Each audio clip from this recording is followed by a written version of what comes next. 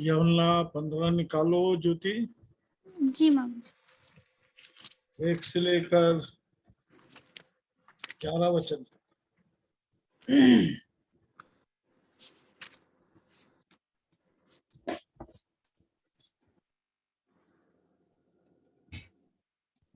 पढ़े मामू?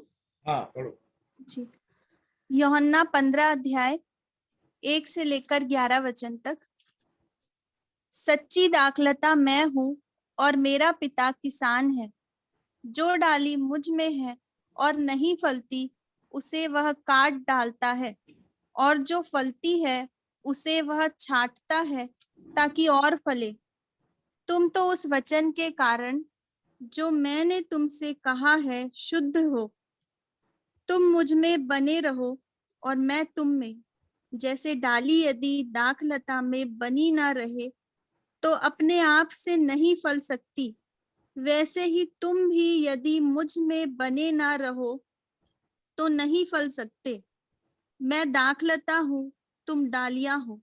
जो मुझ में बना रहता है और मैं उसमें, वह बहुत फल लाता है, क्योंकि मुझसे अलग होकर तुम कुछ भी नहीं कर सकते। यदि कोई मुझ में बना न रहे तो वह डाली के समान फेंक दिया जाता और सूख जाता है, और लोग उन्हें बटोर कर आग में झोंक देते हैं और वे जल जाती है। यदि तुम मुझ में बने रहो और मेरा वचन तुम में बना रहे तो जो चाहो मांगो और वह तुम्हारे लिए हो जाएगा। मेरे पिता की महिमा इसी से होती है कि तुम बहुत सा फल लाओ, तभी तुम मेरे चेले ठहरोगे। जैसा पिता ने मुझसे प्रेम रखा वैसा ही मैंने तुमसे प्रेम रखा। मेरे प्रेम में बने रहो। यदि तुम मेरी आज्ञाओं को मानोगे तो मेरे प्रेम में बने रहोगे, जैसा कि मैंने अपने पिता की आज्ञाओं को माना है और उसके प्रेम में बना रहता हूँ। मैंने ये बातें तुमसे इसलिए कही है कि मेरा आनंद तुम में बना रहे और तुम्हारा आनंद पूरा हो जाए। चलो प्रार्थना करो। आइए हम सब प्रार्थना करें। धन्यवाद, धन्यवाद स्वर्ग और पृथ्वी को, हम सब जीवित प्राणियों को, समुद्र को और सभी जीव जंतुओं को बनाने वाले मेरे जीवित परमेश्वर पिता, स्वर्गीय पिता, आपके प्रेम के लिए धन्यवाद। प्रभु यीशु मसीह में आपकी उपस्थिति में आते हैं, आपका हृदय से धन्यवाद देते हैं पिता। मैं धन्यवाद देती हूँ सभी भाई बहनों के लिए जो आज जुड़े हुए हैं और जो जुड़ रहे हैं प्रभु जी, और जो आगे भी जुड़ेंगे, जो यूट्यूब में देखेंगे, सबके लिए धन्यवाद देती हूँ पिता परमेश्वर। प्रभु यीशु मसीह में सबों को बहुत बहुत आशीष देना और सबों के साथ होना। जब वचन को हम सब सुनेंगे प्रभु जी, तो दया करना, अनुग्रह करना कि वचन प्रभु जी आपकी ओर से हो, हमें काटे छाटे और हमसे बोले और बातचीत करे पिता, क्योंकि वचन जीवित है।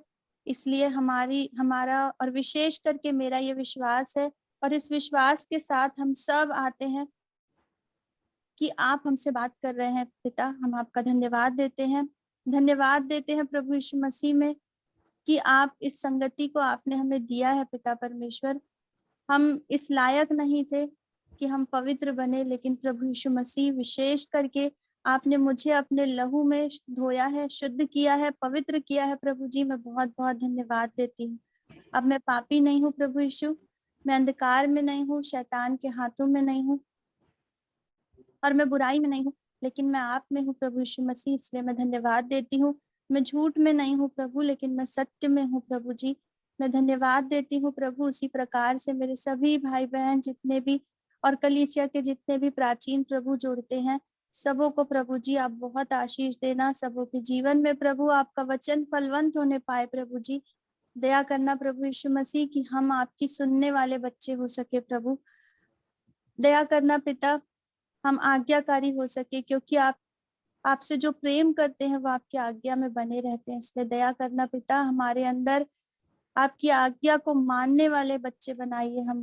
हम पर दया कीजिए, अनुग्रह कीजिए प्रभु यीशु। आपने मुझे प्रार्थना करना सिखाया है प्रभु यीशु, मैं बहुत बहुत धन्यवाद देती हूँ। मैं धन्यवाद देती हूँ कि आपने मुझे कपटियों के समान नहीं, और एक जगह बैठकर प्रभु जी बड़बड़ करने वाले नहीं, लेकिन आपने मुझे दिन भर चलते फिरते उठते बैठते आपके नाम को लेना सिखाया है, वचन को बोलना क्लेम करना सिखाया है प्रभु। आपने आत्मा में अपने आप से जुड़ना सिखाया है। वैसे ही प्रभु जितने अभी जुड़े हैं प्रभु, यदि कोई भी भाई बहन प्रभु जी आपसे प्रार्थना करना चाहते हैं प्रभु आत्मा में और नहीं कर पा रहे हैं, शरीर रुकावट डाल रहा है प्रभु, उनकी भी सहायता कीजिए, उन्हें भी बल दीजिए, सामर्थ दीजिए प्रभु, ताकि वह आपसे आत्मा में जुड़ पाए प्रभु जी। जब आज का वचन आपने दिया है प्रभु, बहुत बहुत धन्यवाद देते हैं। मामू को भी आपके हाथों में सौंपते हैं, ऐसे अच्छे अगुआ को दिया है प्रभु, बहुत बहुत धन्यवाद देती हूँ, क्योंकि हम सब उनके जीवन से आशीषित है प्रभु। हमने प्रभु जी सच में उनके अंदर में प्रभु जी आपकी उपस्थिति को पाया है, और वचन जैसा है प्रभु वैसा ही वो बोते हैं प्रभु जी। आपका बहुत बहुत धन्यवाद देते हैं प्रभु। उनको और उनके परिवार को आशीष देना प्रभु जी, और दया करना प्रभु। ये मीटिंग प्रभु जी आपके अनुग्रह से चलती रहे प्रभु, और भी लोग आशीषित होने पाए प्रभु जी। और प्रभु हमारे सब के अंदर में प्रभु ये बोझ देना कि हम वचन को प्रभु हम भी दूसरों को प्रभु जी बता सके, जैसे हमारे को आप बता रहे हैं प्रभु, हम तक वचन को पहुंचा रहे हैं प्रभु, वैसे ही हम दूसरों तक सुसमाचार को पहुंचा सके प्रभु। हम पर दया करना, अनुग्रह करना। सारी बातों के लिए बहुत बहुत धन्यवाद देती हूँ। आज के वचन पर आपकी आशीष को देना प्रभु, और इस विनती को अपने उद्धार करता प्रभु यीशु मसीह के नाम से मांगती हूँ, आमीन। आमीन आमीन। आमीन। धन्यवाद। प्रभु ने वचन की सेवा के साथ साथ मेरे सब भाई बहनों को प्रार्थना योद्धा भी बनाया है, और सब निष्क्रिय नहीं है। एक बोझ को लेकर प्रभु के साथ चल रहे हैं। मैं सबके लिए प्रभु यीशु मसीह में धन्यवाद देता हूँ, और मेरी प्रार्थना है कि आप बढ़ते जाएं, कभी भी कहीं पर किसी भी तरीके से रुके नहीं। और इसलिए आज के वचन को हम उसकी गहरी आशीष को अपने जीवन में देखेंगे। गहरी इसलिए कह रहा हूं कि अब धीरे धीरे हम गहराई की ओर बढ़ रहे हैं। हम वचन के भेदों को समझने लगे हैं। जैसा इसके तीसरे पद में लिखा है, तुम तो उस वचन के कारण जो मैंने तुमसे कहा है शुद्ध हो। प्रभु यीशु हमको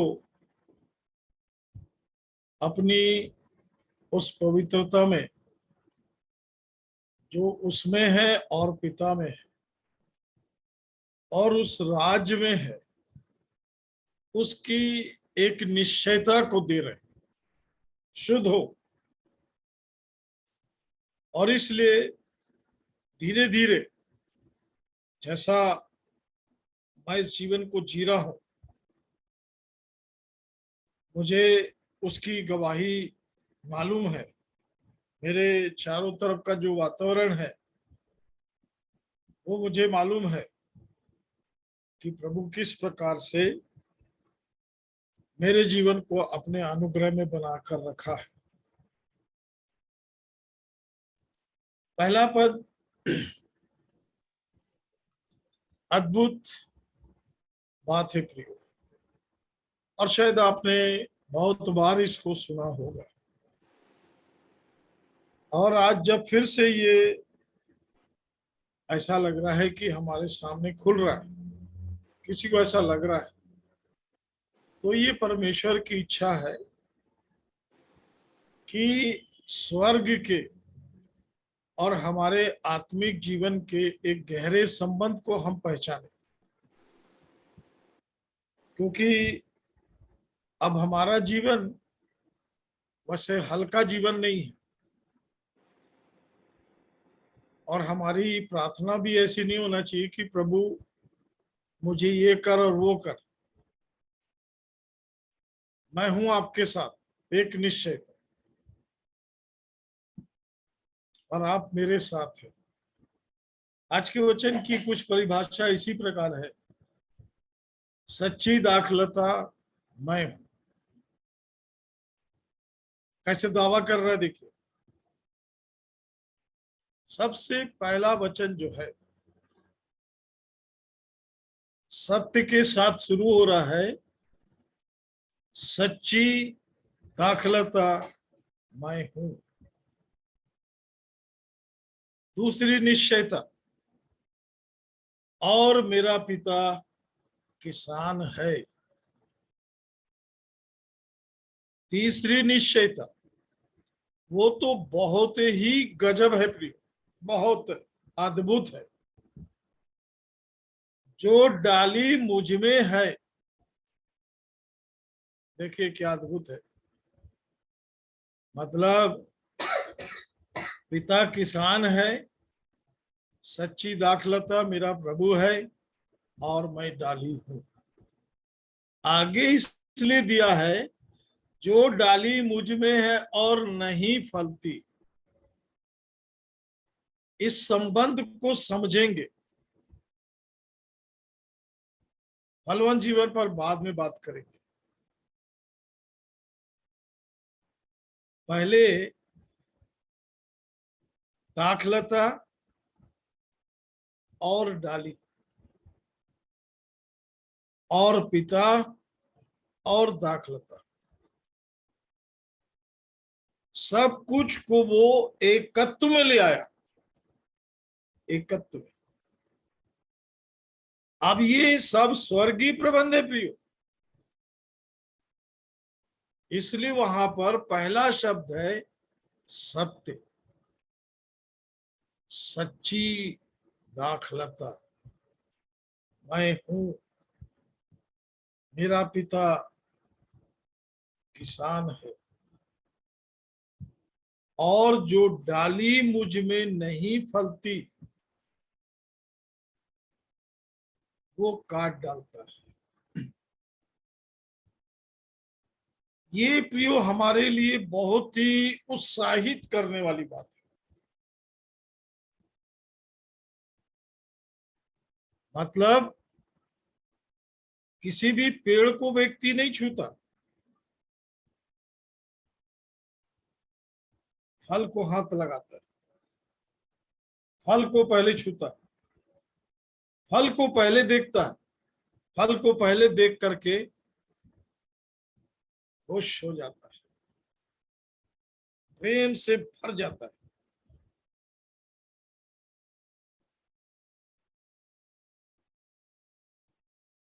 और जो डाली मुझ में नहीं फलती, उसको वो काटता है। पर सिर्फ काटता है ये नहीं लिखा, यहीं तक वो नहीं रुकता है। तुम मुझ में बने रहो और मैं तुम में। यूहन्ना की पुस्तक का प्रयोग एक अद्भुत प्रेम है। मैं पिता में हूं, पिता मुझ में है, तुम मुझ में हो। ये एक निश्चयता मेरे अंदर आते जाना है, और इस निश्चयता को लाने का काम पवित्र आत्मा का है। पवित्र आत्मा जब आपके अंदर काम करना शुरू करता है, तो वो जो डाली और फल जुड़ा है, आप जड़ को देखेंगे, वहां से जो कुछ चलता है वो फल तक जाता है। और फल, फलवंत जीवन प्रमाणित है ये कि आप सब से जुड़े हुए हैं। और यही नहीं प्रियो, पेड़ डाली जो भी है वो सब वहीं रह जाता है, फल दूर दूर चले जाता है, दूर दूर चले जाता है।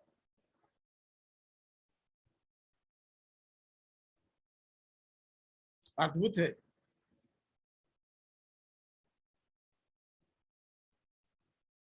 मैं अपने जीवन से इसी बात से आनंदित और आशीषित हूं कि प्रभु कहीं ना कहीं मुझे ले जाता है, और जहां भी जाता हूं मैं जंगली पेड़ के जैसे नहीं जीता, फिर उस पेड़ के जैसे नहीं जीता जो फलवंत नहीं है।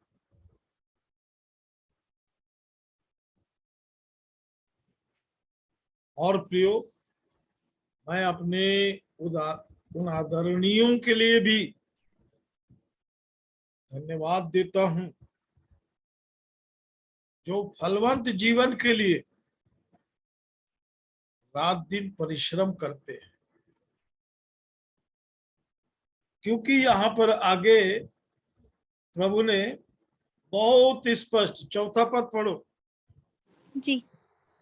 तुम मुझ में बने रहो हाँ, और मैं तुम में। मैं तुम में, आगे, जैसे डाली यदि दाखलता में बनी न रहे तो अपने आप से नहीं फल सकती। कुछ नहीं कर सकते प्रियो। ये बहुत ही प्यारा प्रभु का प्रेम है। मैं हूं ना, मैं हूं तुम्हारे साथ। और प्रभु की एक अद्भुत बात है,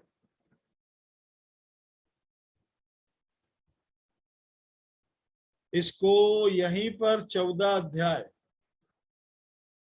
जी। 17 वचन पढ़ेंगे। अर्थात सत्य का आत्मा जिसे संसार ग्रहण नहीं कर सकता। आपको एक ऐसी चीज दी जाती है, पवित्र आत्मा, सत्य का आत्मा, जो आपको सत्य के मार्ग में चलने में आपकी अगुवाई करता है। अब 16 पद पढ़ो, अब पढ़ो 16 पद। मैं पिता से विनती करूंगा और वह तुम्हें एक और सहायक देगा कि वह सर्वदा तुम्हारे साथ रहे। कितने समय इसको बताना चाहता हूं, सर्वदा आपके साथ वो है। इसको आप कितना जानते हैं? क्या शब्द आया? फिर पढ़ो 16 वचन, फिर पढ़ो। मैं पिता से विनती करूंगा और वह तुम्हें एक और सहायक देगा। हाँ, एक और सहायक, आपकी सहायता करने के लिए, अनंत के मार्ग में आपको ले चलने के लिए, आपको फलवंत जीवन जीने के लिए एक और सहायक आपके साथ रहेगा हमेशा। आप कहीं भी रहो, कैसे भी रहो, किसी भी हालत में रहो, ये आपको बताएगा कि मैं तेरे साथ हूं।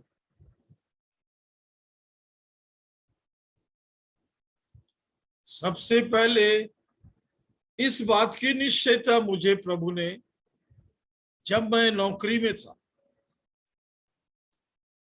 और नया नियम को जेब में रखता था, तो लोग सबसे पहले मेरे जेब के तरफ देखते थे कि डेविड भाई आज उसको बाइबल को रखा है कि नहीं। फिर जब मैं बाथरूम जाता था तो वहीं पर लॉग बुक रखने का स्टैंड बना हुआ था जिसमें हम लॉग बुक रखते थे, तो मैं अपने उस नए नियम को वहां निकाल के रख देता था। फिर हाथ वाथ धो के आके उसको मैं अपनी जेब में रखता था और बड़ा खुश रहता था कि मैं कुछ अच्छा काम कर रहा हूं। पर प्रभु ने बाथरूम में ही एक दिन बताया कि भाई साहब, मैं तो तुम्हारे अंदर हूं, इसको कहाँ निकालो। अरे मैं बोला मेरा दिमाग भी ध्यान किधर है।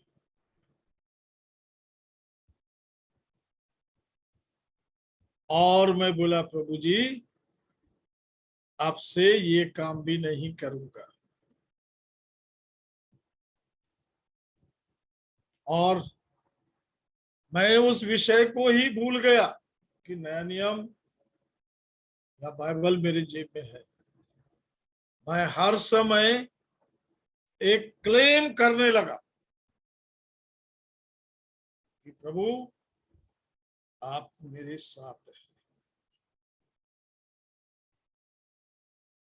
आप मेरे साथ हैं। और इसका प्रमाण प्रभु ने 16 सितंबर सुबह 9 बजे 1986 में दिया। पत्नी आके बोली, मैं सवेरे 6 बजे ड्यूटी से आया था, रात भर काम किया था। सवेरे जब ड्यूटी से आया तो हम दोनों ने प्रार्थना किया, उसने मुझे चाय पिलाया और उसके बाद चाय पीते पीते मैं वहीं बाइबल पढ़ने बैठ गया। बाइबल पढ़ते पढ़ते 9 बज गया और उसने आके मुझे बताया कि 9 बज गए हैं, नाश्ता तैयार हो गया है, आप नहा धो लो। उतना बोल के वो चली गई। पर जब मैं नहाने गया मेरे सामने प्रभु के अद्भुत वचन दीवार में चलते गए। कुछ नहीं वहां लिख रहा था, वहां ऐसा नहीं कि वहां लिख रहा था और कोई हाथ लिख रहा और मैं पढ़ रहा हूं। मैं ख्याल में खो गया और उसी समय एक आवाज मेरे अंदर जोर से आई, तो स्वर्गीय है कि नारकी है। बाथरूम में अभी नहाना शुरू नहीं किया था, ये आवाज है। और उससे भी जोर से चिल्ला के मैंने कहा, मैं स्वर्गीय हूं।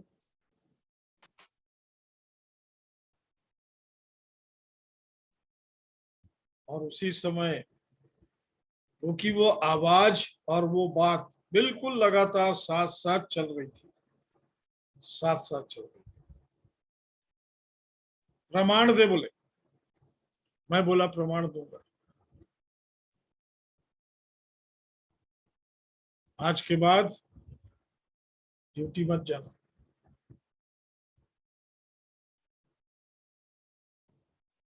अभी कल या परसों पत्नी से बात हो रही थी कि मैंने तुमसे कुछ भी नहीं पूछा था और तुमने भी उस विषय में कुछ नहीं बोला था। एक लाइन उसने कहा था जब हम प्रार्थना करने बैठे, बाइबल पढ़ लिए,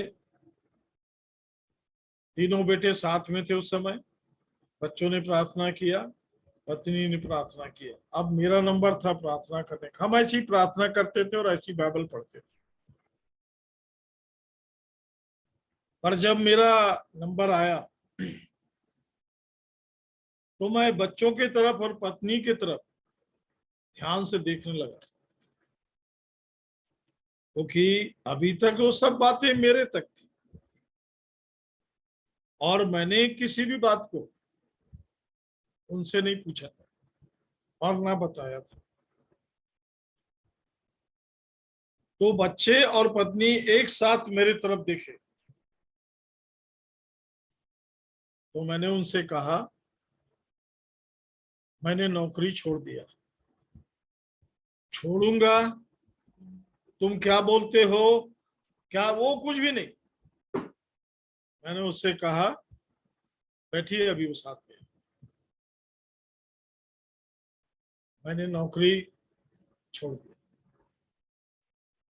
उसने एक लाइन उसमें जोड़ा, ऐसा करके सब कर लेते हैं, आप भी कर लो। मतलब नौकरी करके प्रचार का काम बहुत लोग कर रहे हैं, आप भी कर लो। मैं बोला तुम मेरी तुलना दूसरे से करते हो तो मैं प्रभु का जन नहीं, और मेरे जैसा दूसरा नहीं होना चाहिए। मैं नहीं जानता, मैं उस समय इस बात को बोला, जो सत्य मैंने आपके सामने रख दिया, और उसके बाद मैंने उसकी तरफ नहीं देखा। मैं प्रार्थना करने में लग गया और प्रार्थना में सब बात के लिए धन्यवाद दिया, और उस बात को नहीं बोला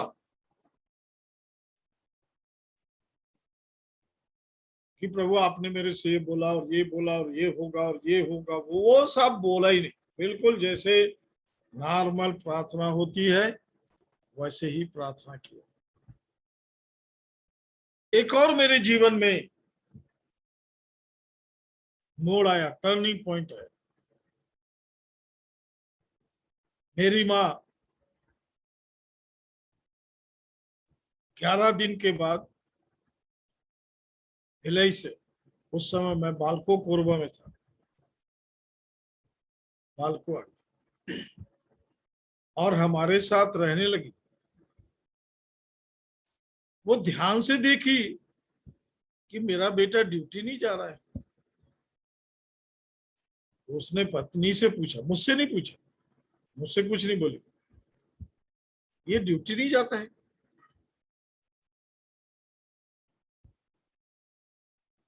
तो उसने कहा नौकरी छोड़ दी।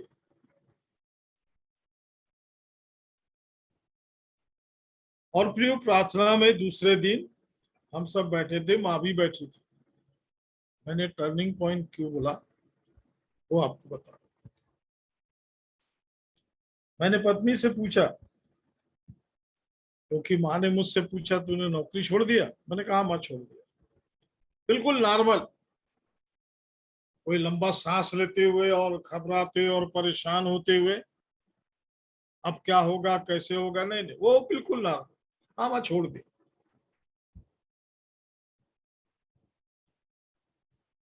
पर जब मेरी माँ प्रार्थना करने लगी, उसने रोते रोते एक बात कहा कि काश प्रभु ये जीवन मुझे भी मिलता। मैं आंख खोल के माँ को देखने लगा। मैं सोच रहा था कि माँ कुछ बोलेगी, नहीं बोली। रोती रही, रोती रही कि मैंने इस जीवन को नहीं पाया, मुझे भी ये जीवन दे प्रभु। क्योंकि उसे मालूम था कि मेरा बेटा प्रभु का जन है।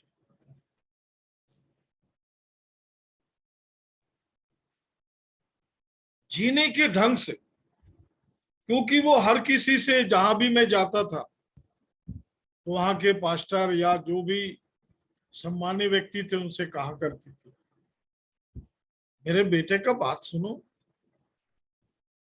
आज मेरे बेटे को यहाँ बोलने दो। मैं बोला माँ वो जब समय आएगा, क्योंकि मैं अपने भाइयों के साथ, भाई कुमार हैं और दूसरे कोई भाई नहीं दिख रहे,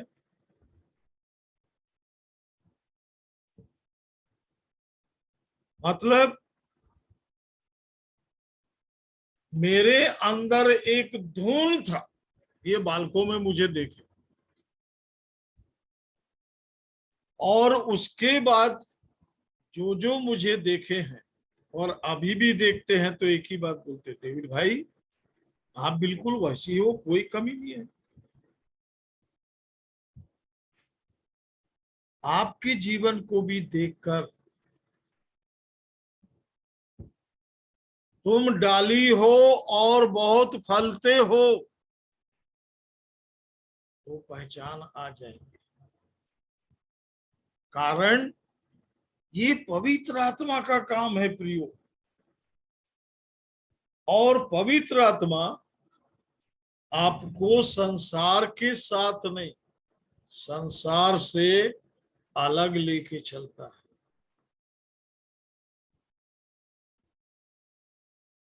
और एक दिन मुझे 25 तारीख को ड्यूटी भेज दिया था, 25 दिसंबर को।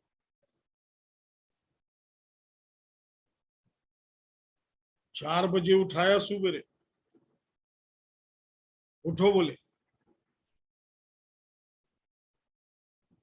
उठ गया। क्योंकि प्रियो, यदि छुट्टी मारता तो वो अवसर नहीं मिलता जो पवित्र आत्मा ने मेरे को अवसर दिया, वो बताना मांग रहा हूं, जिसके लिए मैं बहुत बार बात किया, प्रार्थना भी किया। प्रभु आप बहुत दूर हैं, कहीं पर समझने में कुछ गड़बड़ी हो रही। नहीं प्रियो, मैं दाखलता हूं, तुम डाली हो, अलग नहीं। उसको सब मालूम है, सब दूर से पहचान लेता है। हमारे मुंह में क्या है उसको मालूम है, हमारे हृदय में क्या चल रहा है उसको मालूम। बस ये है कि आपस में हमारे विचार और हमारा जीवन मिलना चाहिए।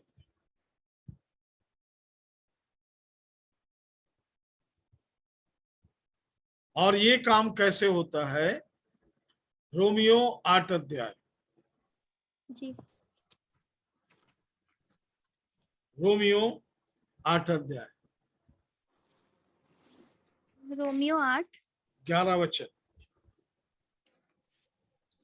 यदि उसी का आत्मा जिसने यीशु को मरे हुओं में से जिलाया तुम में बसा हुआ है, ये देखिए, वही आत्मा जो यीशु को जिलाया तुम में बसा हुआ है, तो जिसने मसीह को मरे हुओं में से जिलाया वह तुम्हारी नश्वर देहों को भी अपने आत्मा के द्वारा जो तुम में बसा हुआ है जिलाएगा। आपको नश्वर जीवन नहीं, अमर जीवन प्रकट करना है अपने जीवन से। और प्रियो, अमर जीवन जब तक कोई नहीं पाएगा वो अमर नहीं है। और जो अमर जीवन पा गया वो कभी भी मृत्यु के वश में नहीं जाएगा।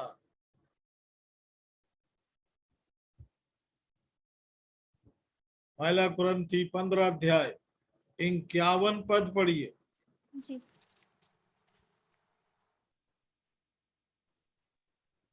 51, जी। पहला कुरिन्थी पहला 15 अध्याय। देखो मैं तुमसे भेद की बात कहता हूँ। ये ऐसे ही जीवन नहीं है साधारण। तुम डाली हो, मैं दाखलता हूं। अभी मैं काट छाट का बात नहीं कर रहा, मैं ये बात कर रहा हूं कि तुम कौन हो। हाँ पढ़ो। देखो मैं तुमसे भेद की बात कहता हूँ, हम सब नहीं सोएंगे परंतु सब बदल जाएंगे। ध्यान दीजिएगा मैं क्या बताना मांग रहा, आगे। और यह क्षण भर में पलक मारते ही अंतिम तुरही फूंकते ही होगा। आपको क्यों बताया जा रहा है ये बात? हमको क्या लेना देना? मैं तो पहली बार ऐसे ही बोला था, प्रभु आप आओगे, हमें क्या लेना देना, आपके साथ जो जाएगा जाएगा, हमको क्या मतलब है आपसे। नहीं, यहाँ पे क्या बोलता है? क्योंकि तुरही फूकी जाएगी और मुर्दे अविनाशी दशा में उठाए जाएंगे। और हाँ, अविनाशी जीवन।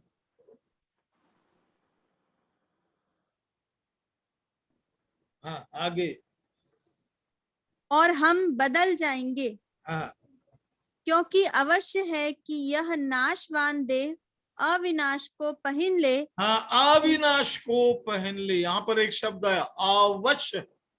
अवश्य। ये मरने के बाद नहीं होगा प्रियो, आपके अंदर धीरे धीरे ये बदलाहट आते जाएगा और आपको इस बदले हुए जीवन को दिखाना ही पड़ेगा, संसार को चाहिए। इस जीवन की जरूरत संसार को है। आगे पढ़िए। और यह मरणहार देह अमरता को पहन ले। अमरता चाहिए, मरणहार तो सब है। गलातियों 4 अध्याय 4 वचन से। परंतु जब समय पूरा हुआ तो परमेश्वर ने अपने पुत्र को भेजा, जो स्त्री से जन्मा और व्यवस्था के अधीन उत्पन्न हुआ, ताकि व्यवस्था के अधीनों को मोल लेकर छुड़ा ले। आपको मोल लिया है। कहां से? रोमियो 7 अध्याय 14 वचन। कहां से मोल लिया है? अपने खून है। आपको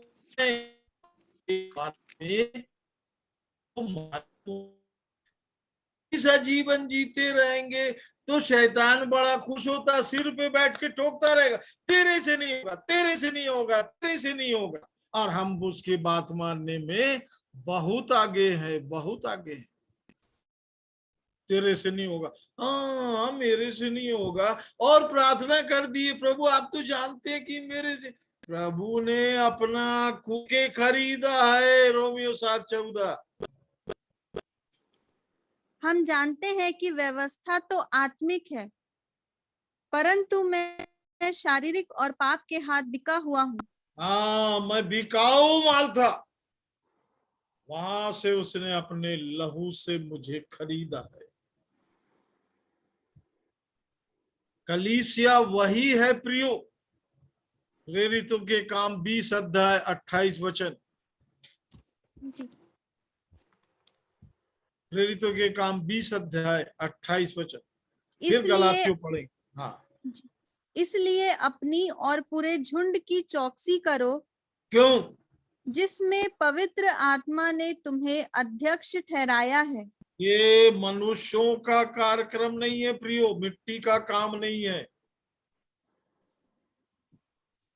पवित्र आत्मा जिसने अध्यक्ष ठहराया। आगे। कि तुम परमेश्वर की कलीसिया की रखवाली करो, जिसे हाँ, उसने अपने लहू से मोल लिया है। यही कलीसिया है। लहू के बिना वो कुछ भी रहे, कैसा भी रहे, लहू से मोल लिया है। वचन के द्वारा शुद्ध हो गया। लहू से खरीदा है। उसने क्लेम कर दिया, मुझे भी दावा करना है, प्रभु आपने मुझे खरीदा है, मैं आपका हूं। आपका खून और मेरा खून एक ही है। पुनरुत्थान, जिस आत्मा ने आपको जिलाया उसने मुझे जिला दिया, जिलाएगा नहीं।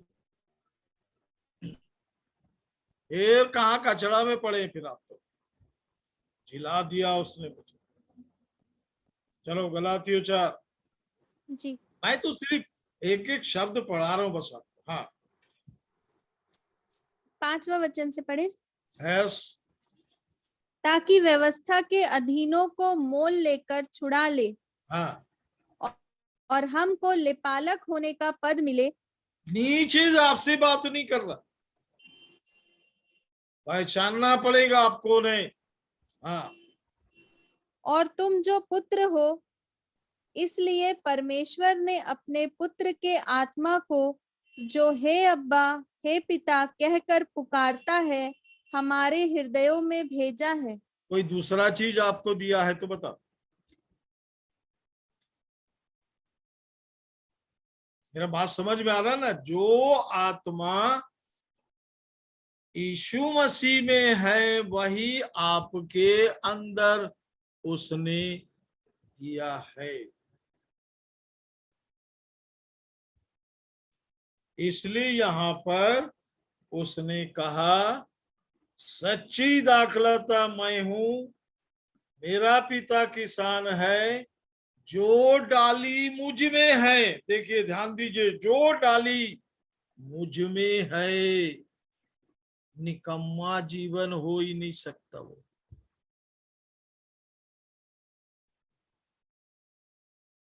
आपसे सब डरेंगे, पर यहाँ उल्टा होता है। हम शैतान आग दिखाया तो पिद्दी बन जाती है। Yes sir.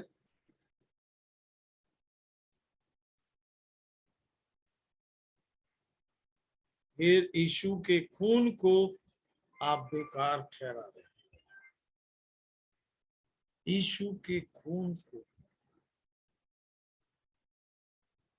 किस कारण? फल नहीं होने के कारण। फल नहीं होने के कारण उस दाखलता को भी, उस डाली को भी कोई नहीं पूछ रहा।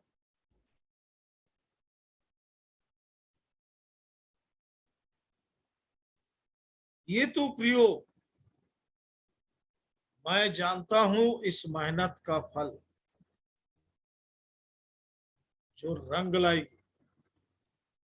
मेरे को सिर्फ वचन सुनने वाले नहीं चाहिए, यीशु के साथ रहने वाले चाहिए, जो अपने जगह को हिला दे।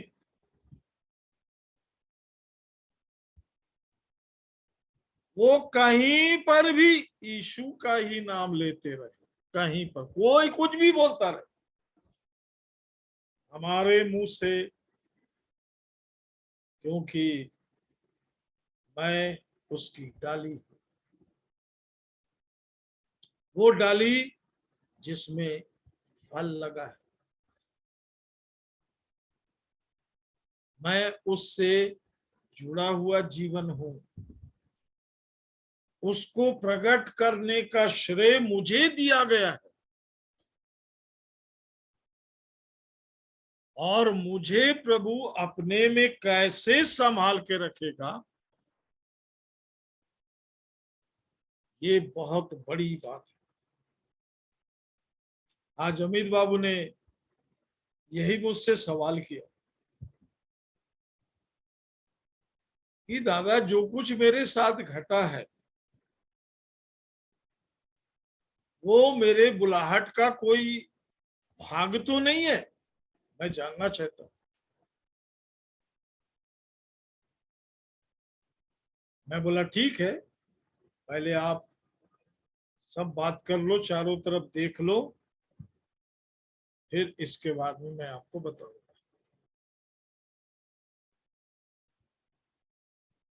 आप मुझे रोज प्रभु एक नई चीज देते थे, और मैं पीछे से एक बात कहता था, धन्यवाद प्रभु। जब मेरे को प्रभु बोला आज के बाद ड्यूटी मत जाना,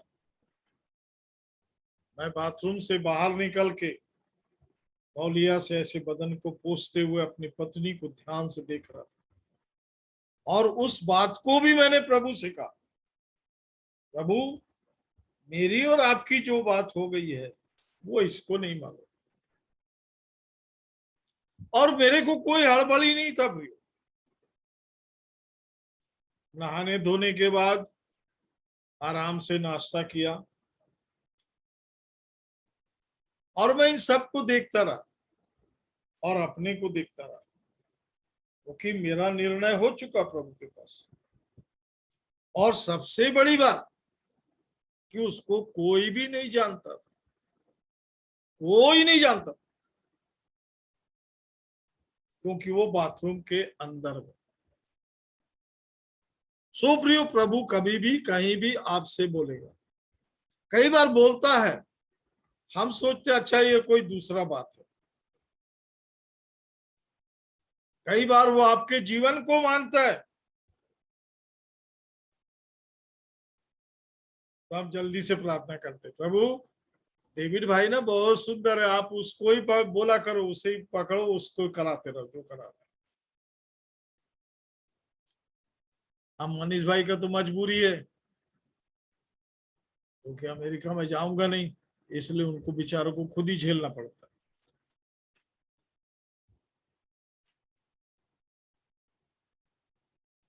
और मनीष भाई है, वो अपना खुराक रोज ले लेते हैं। कितना टाइम लेते हो मनीष भाई रोज? 1 घंटा भी है, 1 घंटा से ज्यादा। 1 घंटा से ऊपर, कल 1.5 घंटा समय था।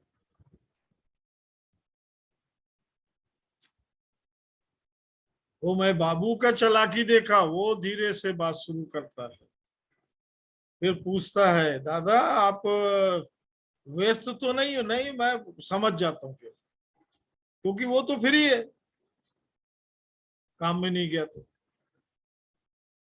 उसके साथ आप 4 घंटे 5 घंटे बात करते रहो, उसको कोई फर्क नहीं पड़ने वाला।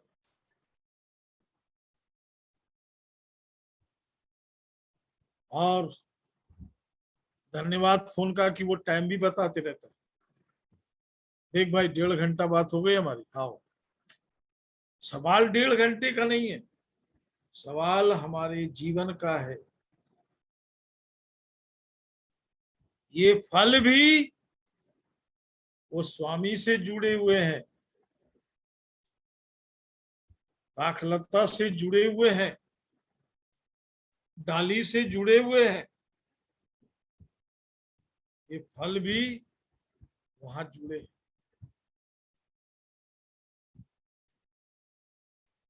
और वो तैयार वहीं पर होते हैं, अपने मालिक के आशीर्वाद से, उसके पवित्र आत्मा से, उसके पवित्र लहू से, उसके पवित्र वचन से, उसके पवित्र पुत्र से, उसके पवित्र राज्य के लिए तैयार किए जाते हैं। पवित्र राज्य के लिए।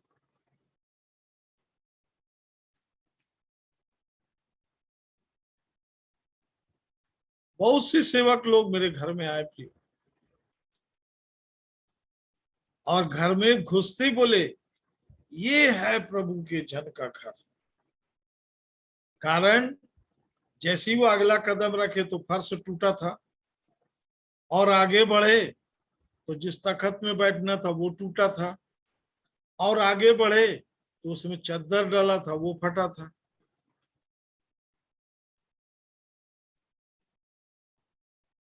पर जब मेरे घर में आए तो ये आशा लेके आते हैं कि टाइल्स लगा होगा और बढ़िया सोफे में बैठने को मिलेगा। आपको मिला मनीष भाई सोफा में बैठने के लिए? नहीं आप गए थे जब? नहीं,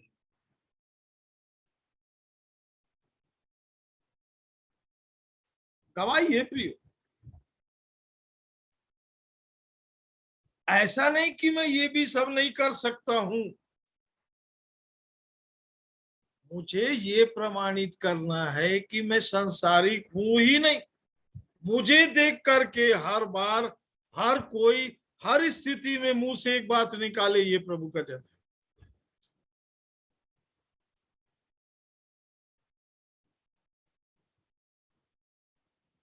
आज क्या तारीख है मनीष भाई?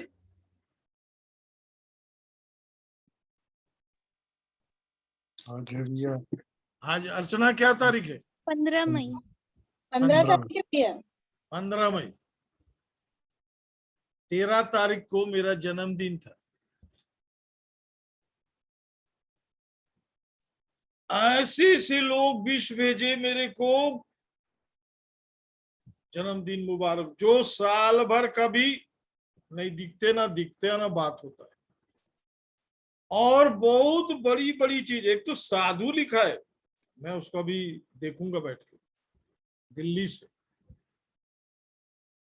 उसने बहुत लंबा लिखा है कि आप परमेश्वर के जन हो, आपके पैदा होने से ही आपके साथ परमेश्वर का जीवन जुड़ा है।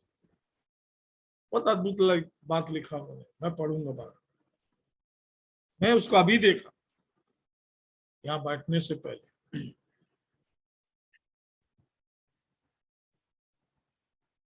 मेरा पिता किसान है, जो डाली मुझ में है और नहीं फलती उसे वह काट डालता है, और जो फलती है उसे वह छांटता है। बहुत से लोग प्रार्थना करते, प्रभु मुझे काट और छांट। क्या करे प्रभु? काटता इसलिए कि आग में डाले, छांटता इसलिए कि और फले।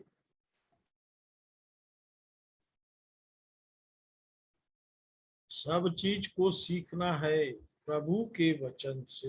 ये बात वचन में ही मिलेगी आपको।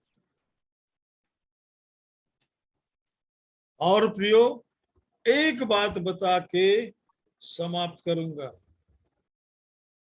चौथा वचन से पढ़ो। जी। तुम 15। मुझ में बने रहो हाँ, शाबाश। और मैं तुम में। पहला चीज आगे। जैसे डाली यदि दाखलता में बनी न रहे तो अपने आप से नहीं फल सकती, दूसरा चीज आगे। वैसे ही तुम भी यदि मुझ में बने न रहो तो नहीं फल सकते। और आगे। मैं दाखलता हूँ, तुम डालियां हो। तो हमें क्या करना है आगे? जो मुझ में बना रहता है और मैं उसमें, वह बहुत फल फलता है, क्योंकि मुझसे अलग होकर तुम कुछ भी नहीं कर सकते। बस आगे आप लोग पढ़ते रहो और प्रार्थना करते रहो। मुझ में बने रहोगे तो बहुत फल फलोगे। प्रभु आपको समझ दे, प्रभु आपको आशीष दे। हम भाई प्रार्थना में अगुवाई करो।